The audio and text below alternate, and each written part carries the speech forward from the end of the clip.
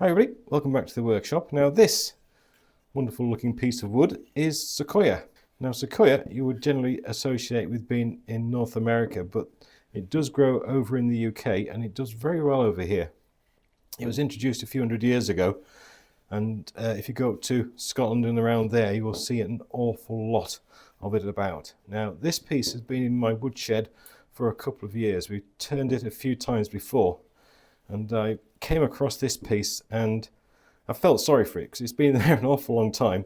So I think it's about time we showed it a little bit of love. Now, looking at it, we've obviously got this wonderful colour heartwood. That's going to hopefully be the main focus of this piece. But if we look at the side, it only goes down to about there, which is about 1.5 inches from the base.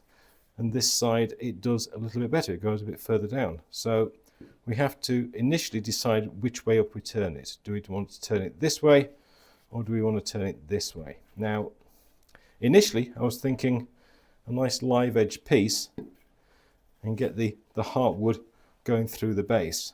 But then I've been looking at it a bit longer, and if you think that the heartwood goes from there down to there, so hopefully we would imagine it going at an angle across there, and then something's going to happen where this branch has been snapped off. So all those things together made me want to start working on an idea to have this as being the top. Now we are running the risk of having some sapwood come through on the base, but as we look into the bowl and are looking at the sides, especially these sides here, we're going to see the beautiful heartwood grain come up and wrap around it. Now obviously this all depends on what kind of style piece we go for in the end, but that's what we're going to find out. So I think first things first, we'll make a mark on the center in the most logical place, get it on the lathe and take it from there. Now what I'm thinking about for the center is not so much worrying about where the sapwood is, but thinking more about the heartwood. So I'm wanting to have it the center somewhere along the center of the heartwood. So the center of the heartwood is across there. Well, there's some very interesting looking grain there. So I'm thinking maybe there. If I get my calipers out with the portable pen, put that onto there. Oops. Over onto this side. That gives us, okay, now obviously we're not quite over on this side, but no, we can go over a bit. If I go to there, okay, just a fraction more I think. Right. That'll do it. Right, I know I've got lots of double lines, but it doesn't make any difference. The only thing I'm worrying about is this little hole in the center now I'm creating by pushing it in hard. Now by hopefully creating a center that takes into consideration where this heartwood runs through the piece, I think we stand a reasonable chance of getting the most out of it. Right, so I'm going to put a 8mm drill bit into there, get it onto the worm screw, and we'll get started.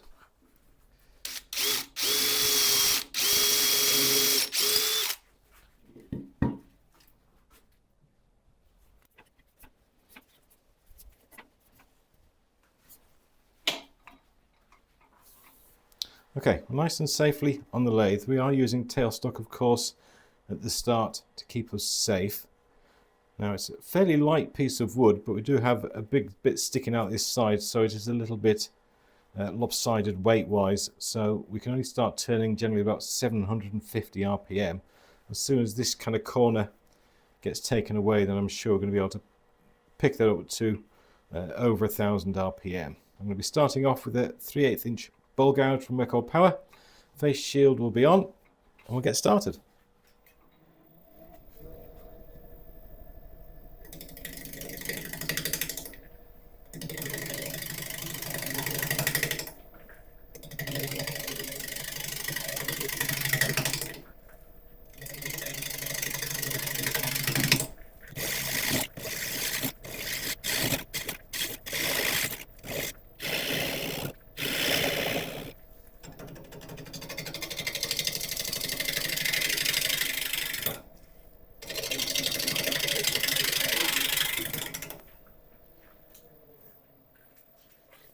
Okay, quite a nice easy start. Now you can tell by the surface that this is a softwood, because it cuts very easily, but it also tears out very easily. So we'll show you how to combat that a little bit later on. Basically, you just need a very, very fast turning speed and very sharp tools. Right, so where are we at? We're about to start hitting this little guy, so I'm just going to turn my tool rest around a little bit and just start working up this corner so we can start attacking this and seeing how the shape changes.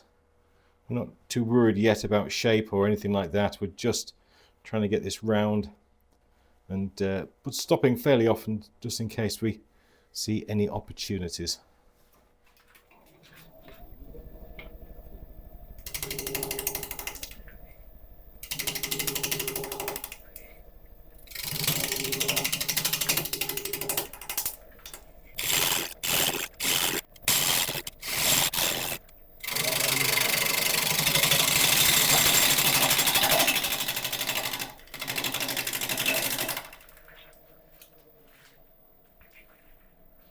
Okay, it's looking pretty good. I mean, it's looking a complete mess, but what we wanted to do is starting to happen. We're getting rid of this big corner. Balance, as you can see, is an awful lot better. It's cutting nicely. When we get the speed up, then we're going to be able to cut an awful lot cleaner, I assure you. But at the moment we're going okay. Now we've got big flat areas here and here, so we need to start worrying about those and getting rid of the flats on the side as well. So I'll just continue working up the corners, taking it slowly, and see what happens.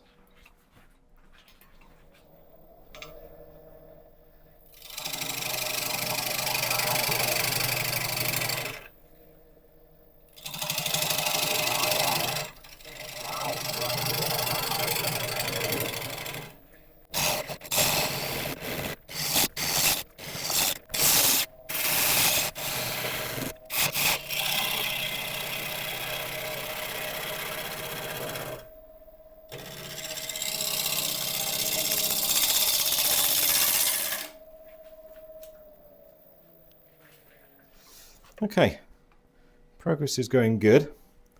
We're getting through that knot. Still got a lot of this to sort out. Now I'm very close to the line I drew on the top, and we've still got a way to go on these flat spots and here as well. But that's okay. That was a guide to make sure that we had the heartwood in the center, and the heartwood certainly seems to be doing just that. One thing I would like to try and see happen is if we take this in here, I want to try and get that heartwood going further across the center of the piece. I don't know if we'll get it all the way across, but I would certainly like for that to happen. Okay, so what do I need to do now? I think I need to try and get this cutting all the way around. Aim for around this area first, and then figure out how to get it up to the top.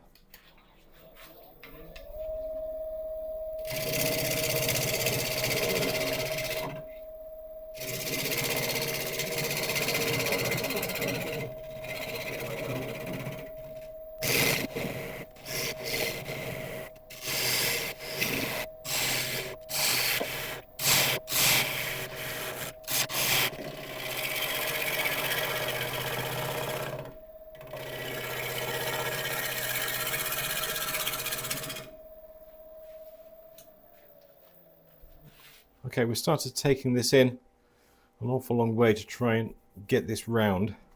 We are still going to have to go a little bit further. But look, it's starting to reveal the heartwood. We might be able to get it all the way across the bottom if we're careful. So let's continue with that. I'll carry on with this angle we've got going on here, because we can work that into the final design, I'm fairly sure. And I think it's the best way, or I think it's the best chance we've got of clearing this area.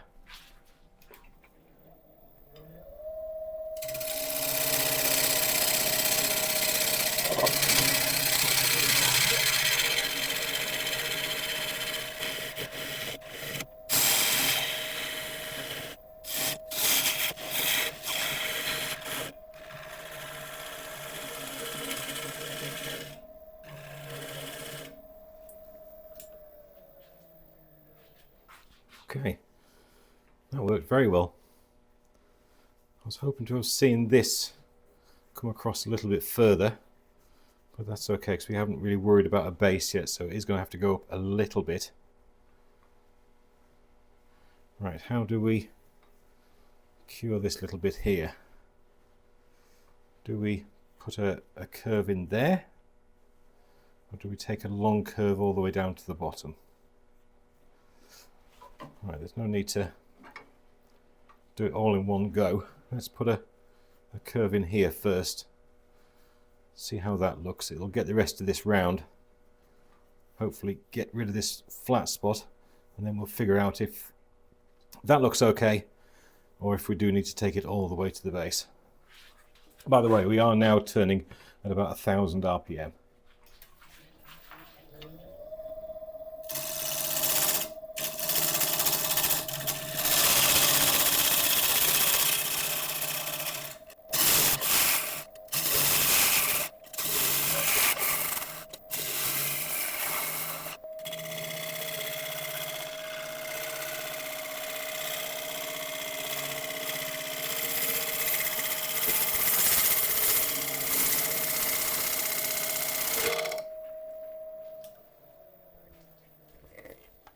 Right, nearly got it. Nearly going all the way around. Top edge needs a bit of work, but we haven't flattened it off for anything yet, so that's not too much of a hassle. Right, so what do we think? We could put a more gentle curve in between these 2 points, which will get rid of all of this, which I think I would prefer over this line here. It's going to keep it nice and delicate, as opposed to, I think that just feels a little bit clunky. Also, that curve is going to give us a bit of a chance to get some more of this heartwood up this area. Okay, before I try and put this long curve in, I just want to come around this side and just flatten off this top a little bit.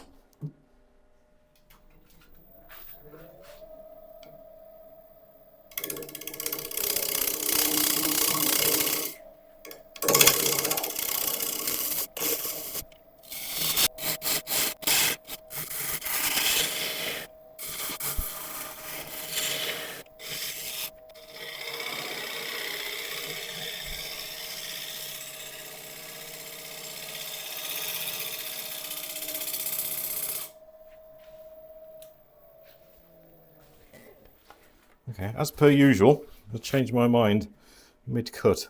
I started going through here to get rid of that sharp edge, and then I started to try and figure out a kind of an OG shape on here, because I think that is kind of like the best of both worlds. I want to go a bit narrow in here, take this foot down a little bit to investigate where this leads to, and then start refining this shape.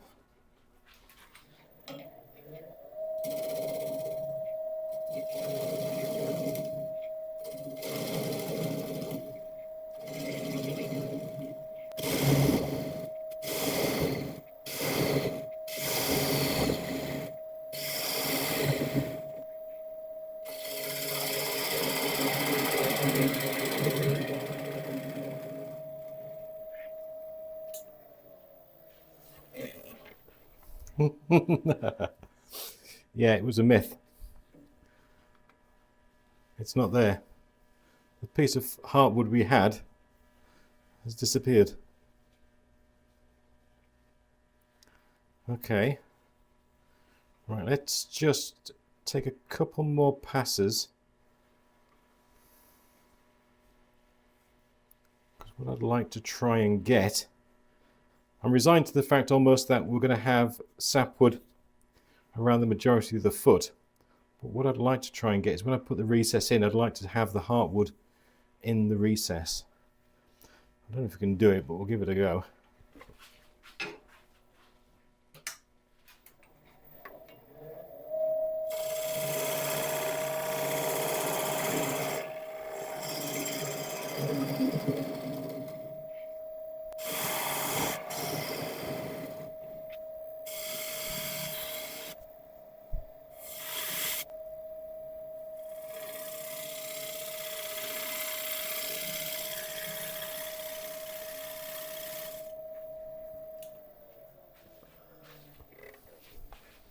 Okay, I'm just starting to play again for a second there.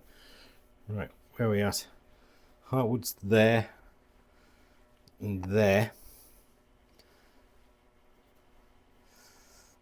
Now, I'm not going to hold on to this hope of heartwood so desperately that this starts to become very, very narrow, or shallow bowl, as it were. I'd like to keep a bit of depth there, so I'll just take it a little bit fraction higher, just so I know that I can get the heartwood running across the base. And then when that's done, I'll start to refine this outside curve and clean up some of the end grain issues we had. It is a softwood, so hopefully it will sand up pretty well, but I prefer to get the finish as good as I can off the tool first, and then we'll deal with the rest after. So one more pass across there, and then worry about the rest.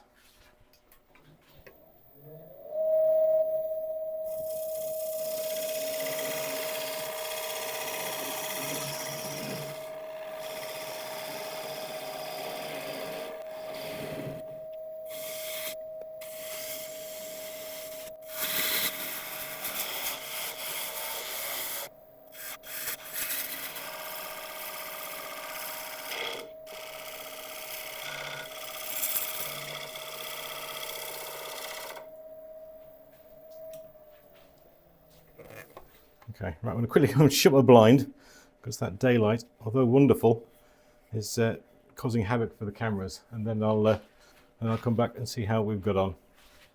Okay, that's done very nicely. Far smoother surface now. I need to do a couple of shear cuts on here just to even it up a little bit, which I'll do now, and then we'll think about putting a tenon in. Now a tenon may just get down to the heartwood.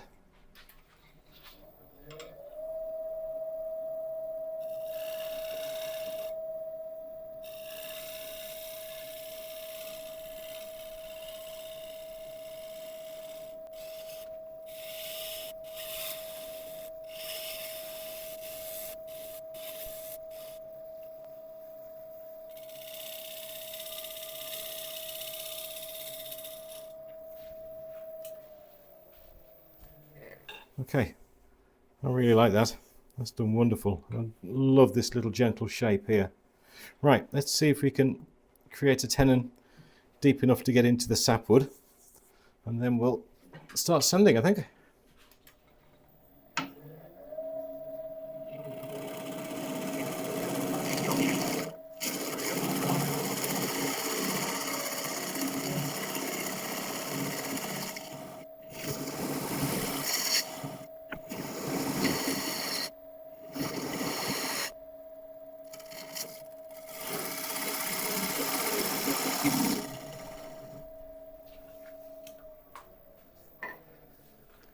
Okay, we didn't find it unfortunately, so I'm just going to quickly lower this foot a little bit because that's too deep for a recess.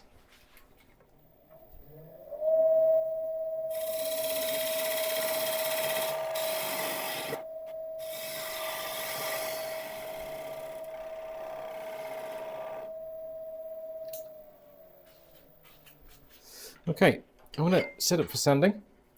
I'll let you watch a bit of it, and I'll bring you back when we're done.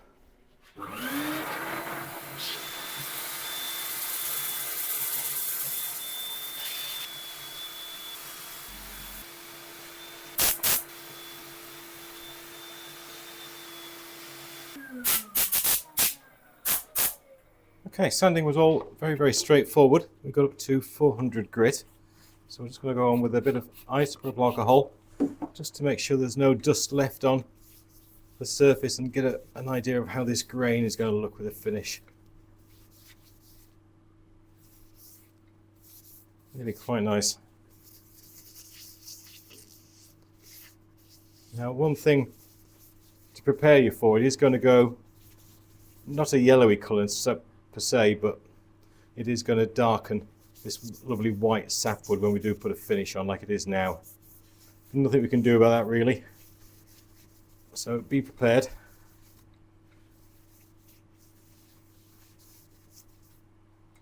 Okay, that's all nice and dry.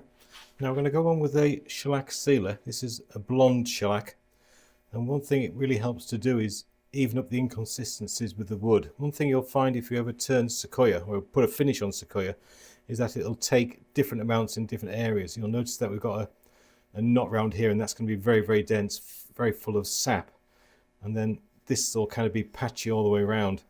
So hopefully the blonde shellac will start to even up these areas to give us a nice even finish. It's not 100% guaranteed, but it's going to give us the best chance we've got.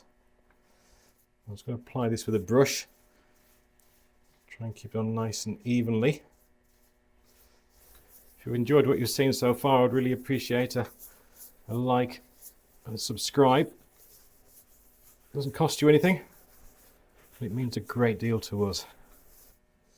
I think I'll give this a couple of coats, so when this is dry I'll come back on with another one, and I'll bring you guys back when we're going on with an abrasive paste, I think. Now, one thing I do get asked a lot is, what do I do with these brushes once I've applied the shellac? And basically I just keep them in this airtight jar with a bit of isopropyl alcohol in there, so they'll stay nice and fresh all the time. And I do clean it out about once a year or something like that. Okay, that's all nice and dry, so we're going to go on with the Northern Grit abrasive paste. Now, I always get shouted at for getting this wrong. We're going to apply it with the machine stationary and then rub it in with machine spinning. Hopefully that's nice and clear. The way it works is that as the machine spins, it breaks down the particles in this grit, and that refines the surface. And because we are spinning this up, you do need to protect your eyes, so I'm just going to put on a pair of safety goggles on. Safety specs rather. Start off at about 500 RPM and then slowly increase it.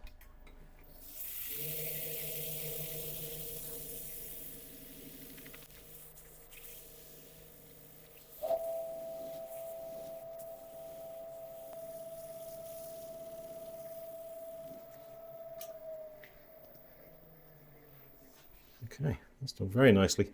Right, a little bit of isopropyl alcohol just to clean off any excess grit. And when this is dry, we'll come back on with the final finish. Okay, that's had a good chance to evaporate, so we're going to go back on again with the Furniture Clinic wood and wax polish that we tried out last week, which did very, very nicely on that walnut platter we made. One tip that somebody gave me was to use a nice clean cloth to apply it, and when you've finished, put the cloth in a Ziploc bag, and then it kind of saves on to any residue left in the cloth, and you can keep on using the same one, and almost like recycling, if that makes any sense. Seems like a very good idea, so I'm going to give it a go. Right, the way this works is we apply one coat, let it sit for 20 minutes, and then buff it off. So we'll do exactly that. Right, while that's sitting, I shall put this into a Ziploc bag, get the air out, close it, and then that's ready for the next time you use it. Right, I shall bring you back when I've given this a polish and we've turned it around. Okay, we've finished the polishing on the outside. I must admit there's a wonderful little bit of chatoyance around the knot, and I'll make sure I show you at the end. I'll put some high-res photos later on. But what we're going to do now is to start hollowing out. I've just sharpened up again. We can start turning this time at 1270 RPM. Nice, good, healthy speed, so this should be a lot of fun.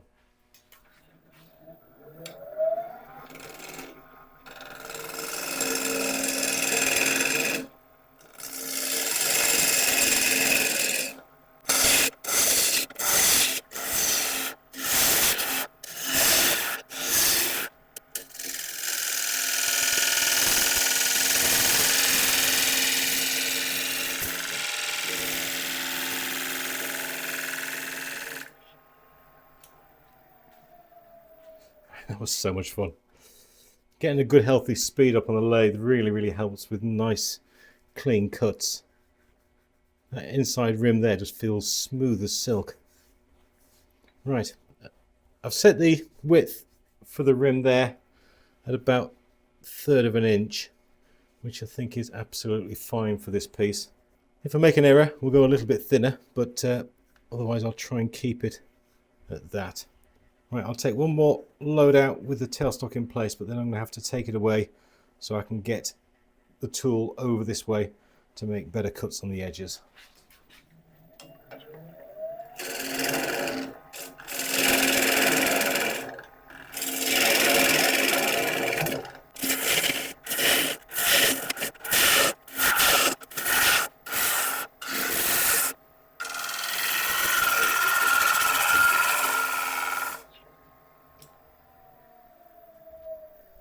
Okay, excellent progress. So we'll take the tailstock away now. Now I'm going to make a few stops as we go along at this point, because I want to stop before we clear the heartwood from the base.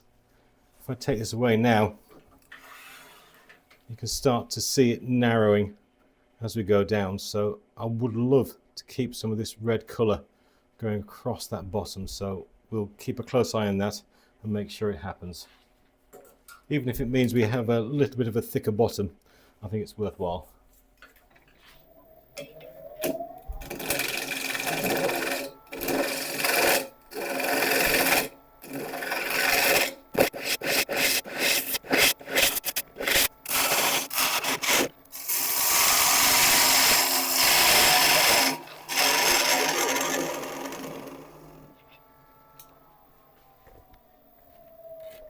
Okay, it's going well. Still got a good healthy amount of the heartwood going through the middle. So a few more passes on here. Check the wall thicknesses around that area. Make sure they're okay. And then I think we're done.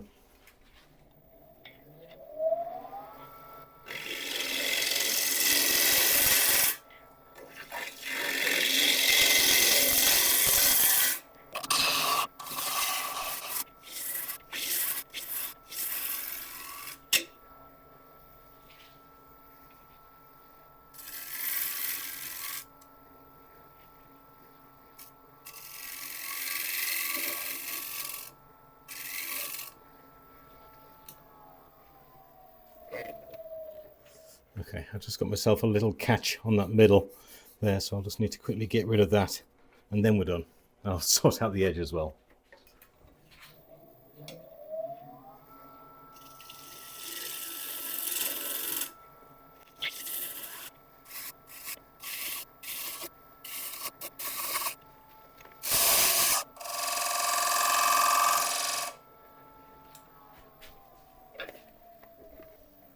Okay, quick check to make sure I've got rid of my mistake, which I have. If you are a wood turner, then don't ever kind of berate yourself for getting catches.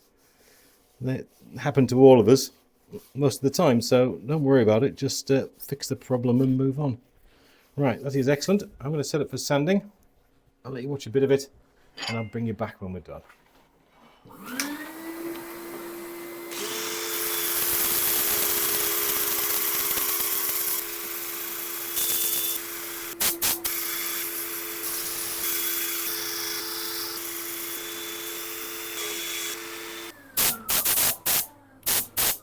Okay, sanding all went well. I did think I had a few end grain problems around here, but it's just there's different kind of densities of sap in the wood that I was trying to sand out, which obviously was impossible. So right, I'm going to get a bit of isopropyl alcohol onto a cloth and give this a nice wipe down, get rid of any dust, and give us a look at this beautiful heartwood. We haven't really talked about the crack in the knot, and nothing really to say about it. It's there. It's not getting filled. It's not doing any harm. This wood is very stable, so not a lot's going to happen with it. It's just going to be there and be a feature.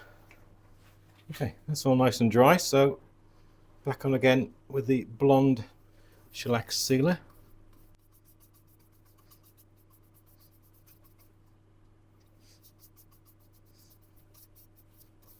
Once again, I'll give this a couple of coats, and then we'll come back on with an abrasive paste. Okay, all nice and dry. So safety glasses back on for the abrasive paste.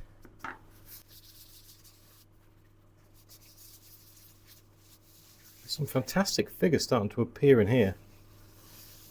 Again, very unexpected, but we're so glad it's there.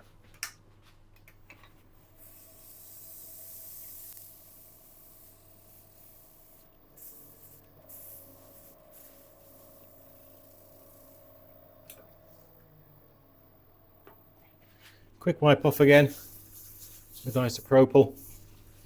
Make sure there's no grit left on the surface.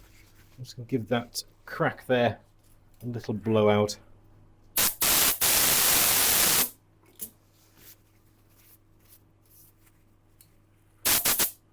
Okay, right, we'll let this dry and then come back on with the finish. Okay, for the final time, back on with the Furniture Clinic wood and wax polish. We'll just get our little cloth back out of the Ziploc bag. Remember, we'll apply one coat and then give it 20 minutes or so to set, and then we can buff it off. When that's done, I will make an offering to my cleaning fairy. It's usually about 10 quid. Child labour is not what it used to be.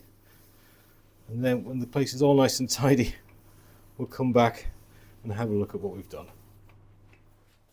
Well, there we go, a nicely polished Sequoia bowl. This one was quite an interesting prospect. I desperately wanted to get the heartwood running all the way through the piece and nice and centrally as well, which is why we went to the extent at the start to ensure that our worm screw was put into the middle of the heartwood as opposed to the middle of the piece itself. And subsequently we've got this heartwood running nicely through the middle. I would love to have got it coming through here as well, but it would have had to gone a lot shallower for that to happen, but I still like it.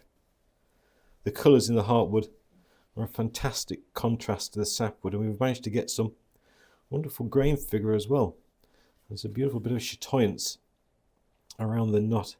I've taken some high resolution photographs and video. I shall be showing those at the end. It was a conscious decision not to fill the cracks on the knot. They aren't very big.